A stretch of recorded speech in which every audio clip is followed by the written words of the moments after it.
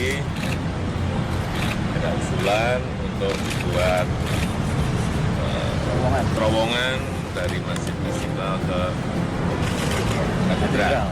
Jadi sudah saya setujui kalian sehingga ini menjadi sebuah terowongan silaturahmi. Tidak kelihatan berseberangan tapi silaturahmi.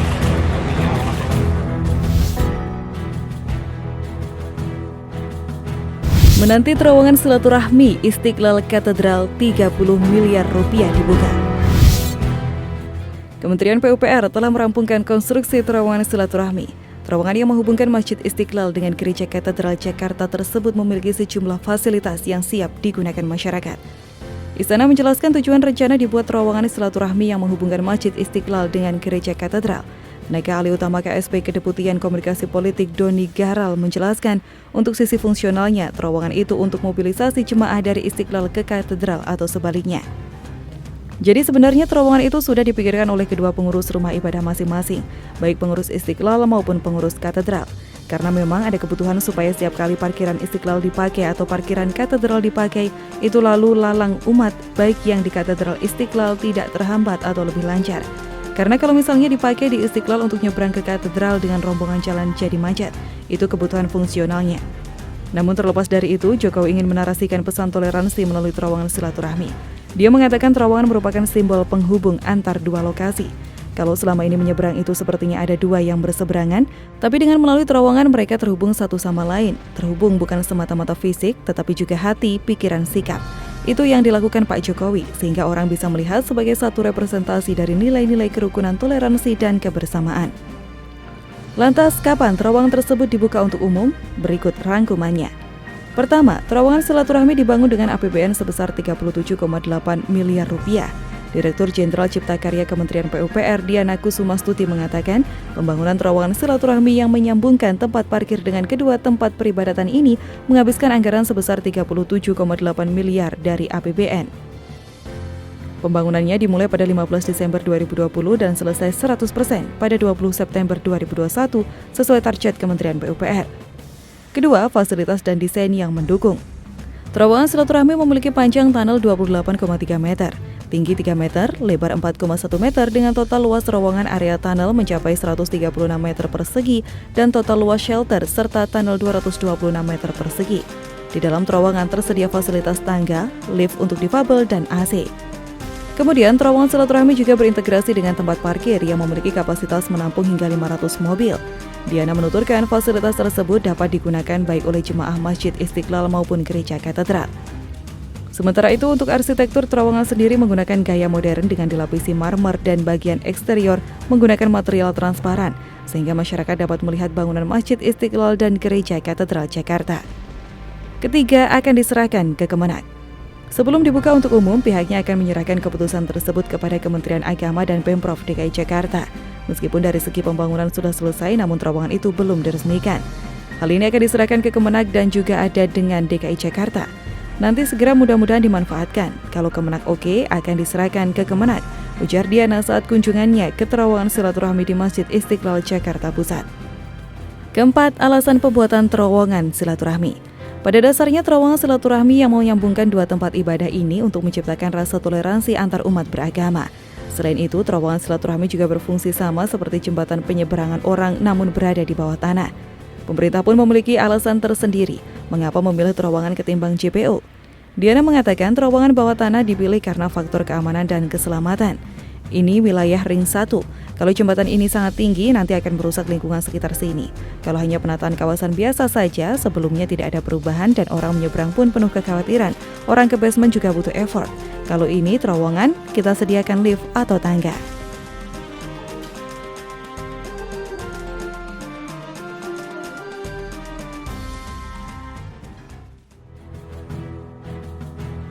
Langkah jitu BUMN atasi kenaikan harga minyak subsidi dalam negeri.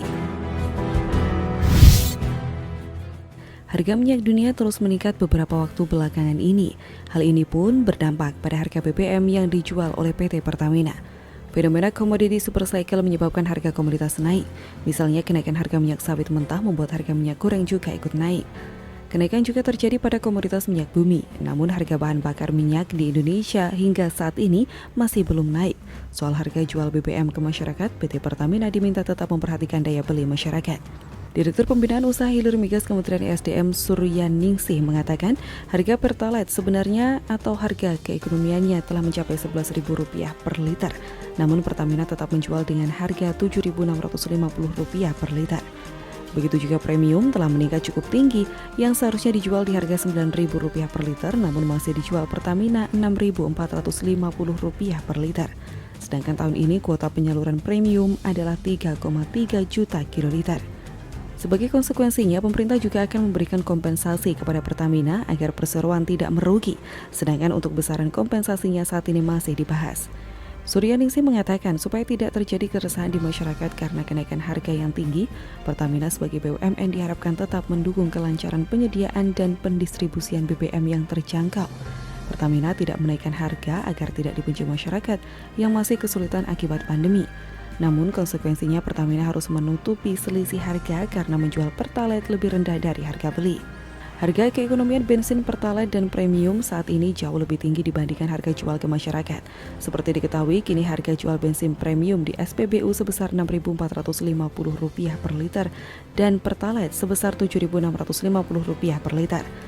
Hingga saat ini pemerintah sama sekali belum membuka opsi menaikkan harga BBM meski harga minyak beberapa kali mencapai rekor tertinggi. Untuk jenis BBM umum telah mengikuti harga pasar, sementara jenis BBM tertentu dan jenis BBM khusus penugasan belum ada pembahasan.